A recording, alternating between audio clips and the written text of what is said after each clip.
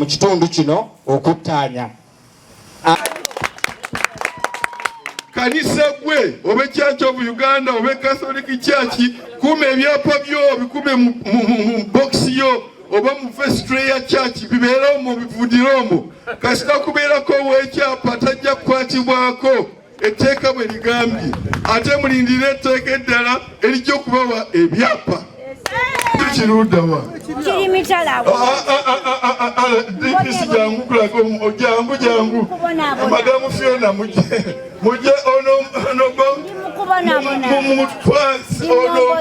ono atwale ekibanja kye mukole enteekateeka olwayo nina nnyo wengenda naye mwana we bino byogamba lwaki mubonaabona ku ttaka lyammwe nga Pulezidenti Museveni yafuga kaakati ono omukyala addizibwe ku kibanja kye nga constitution yagamba nga pulezidenti bwe yalagira mufune particulars erirudawo.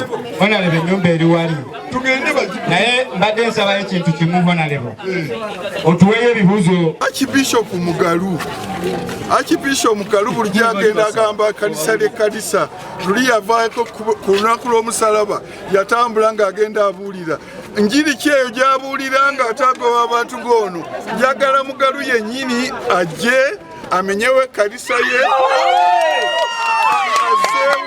azeewo mukadde ono oba si ekyo akkiriziganye naye amusasule bulungi amuweereze amufule message eno nja giwandiikire mukyala Mugalu gwe ani abasobola mumuleete omukyala ono nsobole okuwandiika ebbaluwa Archbishop Mugalu oba ddala eddiini eyo gy'abuulira enjiri ntuufu gye yakulira katambuza ebigere omukyala amusasule amuzimbire ennyumba endala amusuzeewo n'okwenkumu.